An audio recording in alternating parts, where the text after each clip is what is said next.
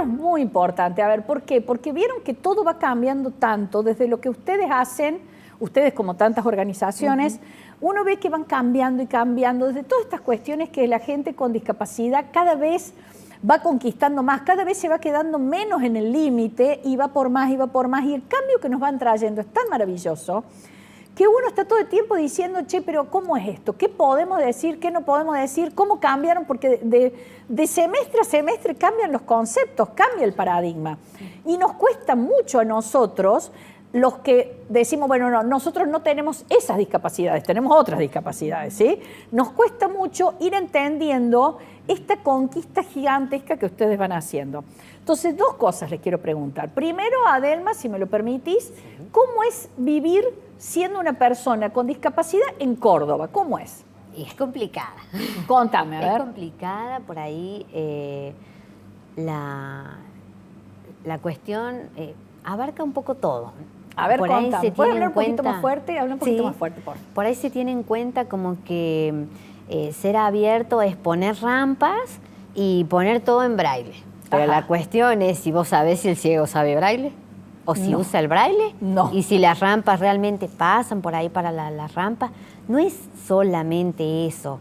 O por ahí te ayudan a cruzar calles, pero pregúntame primero si yo quería cruzar la calle. Claro. O sea, hay un poco de apertura, me parece que lo que falta es un poco más de información, de tener en cuenta a la persona. Está bueno, pero tiene que ser desde el lado un poco más del otro. A ver, ¿qué quieres decir con eso? A ver, explícame. Tiene que ver que por ahí, si cuando vas al colegio, tenés un diagnóstico. No, también tiene un nombre. También tiene si cuando sos chico sos un niño que tiene una dificultad, pero no sos el diagnóstico y no porque tengas ese diagnóstico no querés jugar, no te gusta correr o no tenés fiaca para levantarte temprano. No dejamos de ser personas para pasar a un rótulo.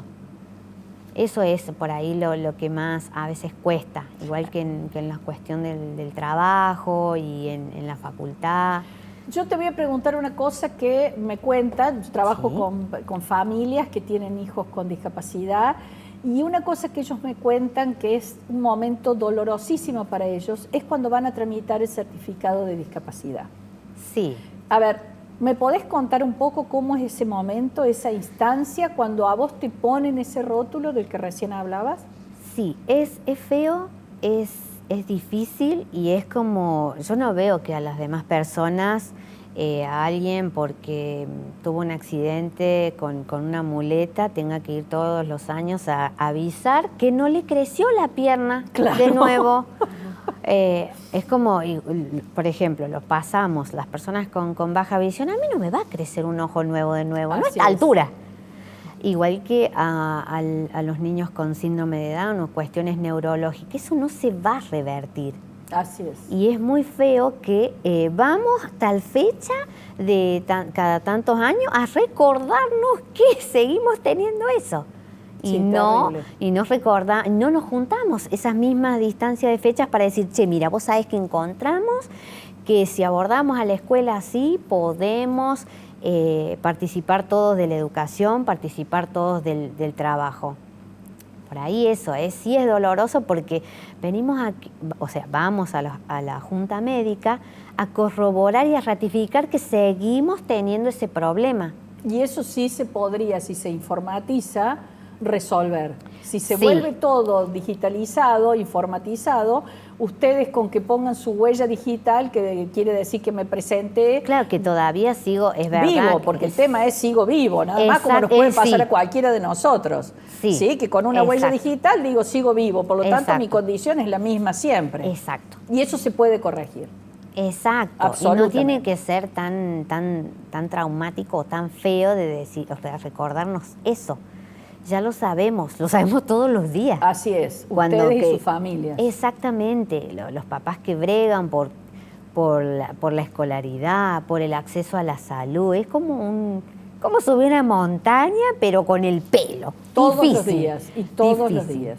Sí, Sí, es muy como muy traumático, ¿no? Sí, la verdad que te ponen sobre que vos ya tenés una condición que la hace difícil, Sí. hasta que le vas encontrando la vuelta con distintas organizaciones como la Fundación, digo, porque hay lugares específicos para cada discapacidad. Pero hay lugares más amplios, como es la Fundación a la que voy, que está bueno porque incluso nos vamos dando una mano entre pares. Digo, lo que yo mejor puedo hacer es expresarme, puedo ayudar a otro que no puede expresarse, pero ve más que yo. Y entre los dos vamos a hacer algo. Raquel, contanos un poco esto en tu fundación, cómo trabajan, cómo es esto que está contando Adelma. Bueno, la fundación se creó con un objetivo claro de tratar de acompañar a los jóvenes en el proceso que es la orientación vocacional, la formación y la inclusión laboral y social, ¿no? Entonces, desde que se los recibe no se tiene en cuenta el tipo de discapacidad, digamos, para que puedan ingresar o no. Sí se tiene en cuenta el tipo de discapacidad porque cada discapacidad tiene una característica y les dificulta determinadas áreas o determinados aprendizajes. Entonces se trata de buscar desde esa discapacidad cuáles son las mejores estrategias para hacerles más fácil la vida, como decía Adelma. Un poco intentamos acompañarlos y entonces ayudarles a brindar estrategias ante esa discapacidad que tienen. Pero no nos importa, digamos, no seleccionamos, no trabajamos con chicos solamente con síndrome de Down o personas con baja visión, sino que nos importa la persona. Entonces, como tal, tratamos de armar un lugar en el cual todos tengan un lugar para estar y progresar. Y desde ahí acompañarlos en un proyecto de vida, ¿no? En el cual ellos puedan ver desde sus capacidades y sus intereses en qué pueden desarrollarse en nuestra sociedad. Ese sería el objetivo. Por supuesto que trabajamos también con niños en estimulación temprana y en la etapa escolar, ¿no? Pero el objetivo principal nuestro, por lo que se creó, porque hay servicios de integración escolar, servicios de estimulación temprana, hay muchos, pero nosotros veíamos la necesidad de armar un lugar donde los jóvenes pudieran seguir desarrollándose. Que es fundamental. Claro. Esto que dice Adelma, cada uno colabora desde lo que tiene, no desde lo que no tiene. Y desde lo que tiene, hacemos mucho hincapié en también cambiar una cuestión que pasa mucho.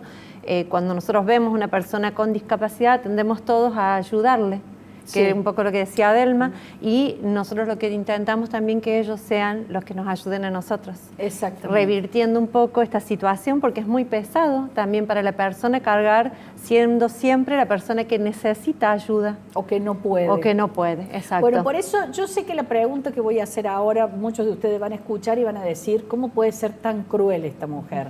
A ver, nosotros cuando trabajamos en el consultorio, y las preguntas que yo hago acá son las que trabajamos en consulta, es un tema permanente, ¿no? Y que es cómo es vivir desde el lugar tuyo y desde tu lugar, Adelma, siendo una persona que tiene discapacidades, que la vida se les hace más difícil que al resto de la gente. ¿Cómo se siente la vida desde ese lugar?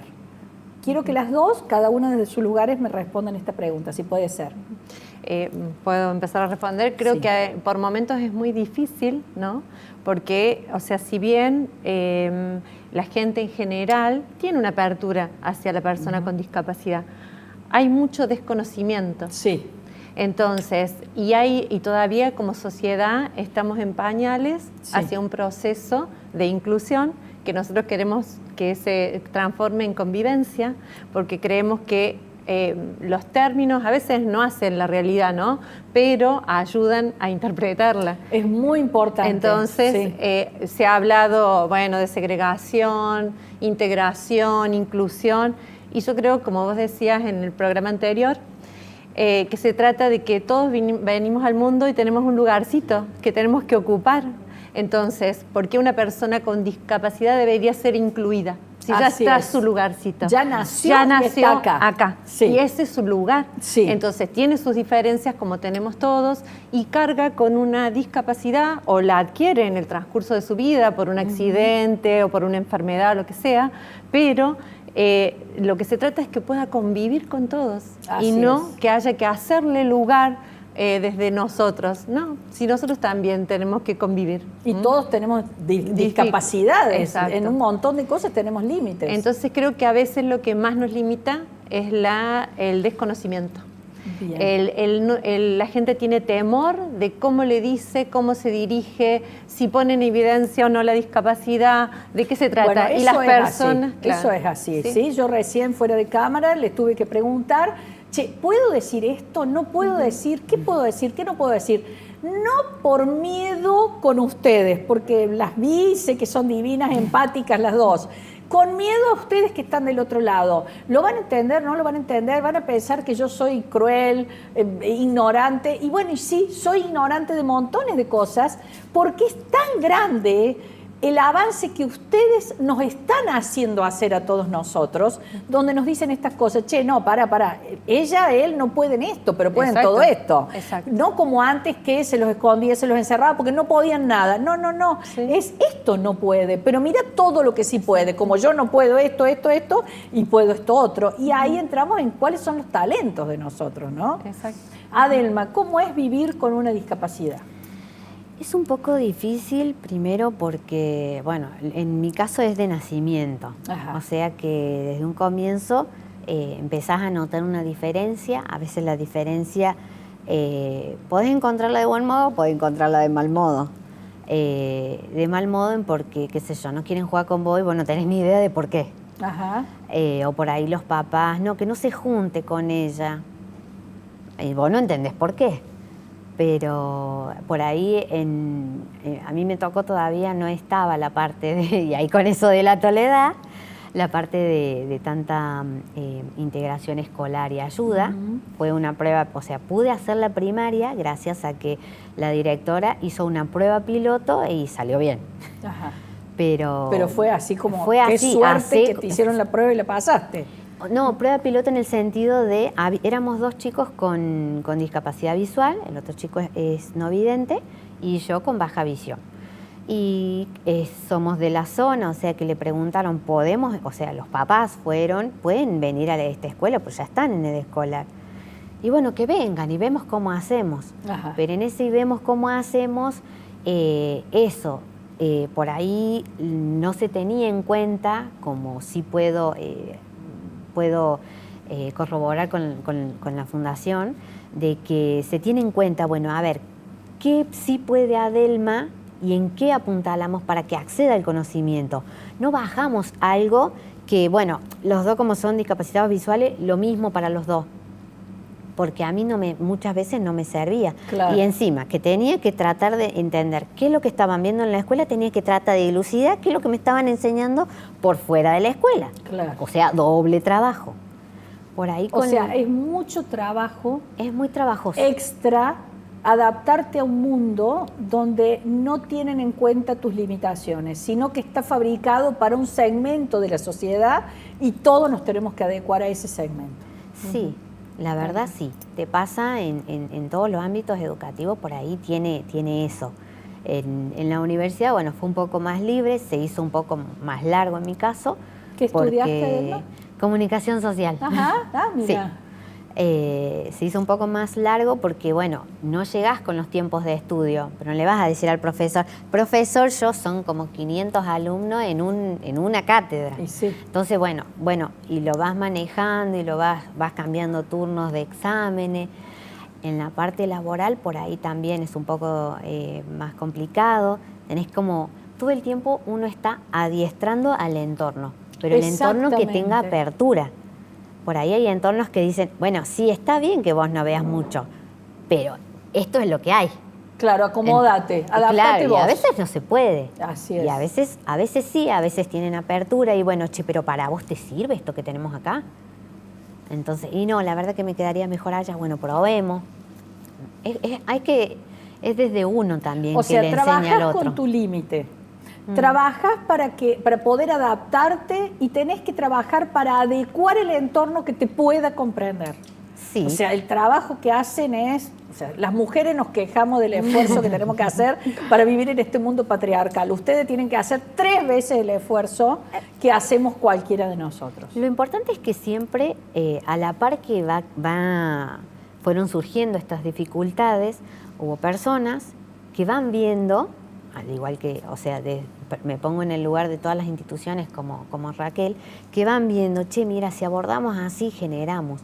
Y eso es la verdad que posibilita mucho, porque cuando empezás a tener los recursos, el talento sale solo. Exactamente. El talento sale solo. Y por ahí algo que vos decís, no sé si va a poder hacer algo a esta persona, cuando vos le das la posibilidad, ves que lo que sí está bien, no sé, es sordo o es síndrome de Down o es ciego, pero mirá, acá, todo lo que puede. Claro, acá en esto puede y no tiene dificultad para hacerlo.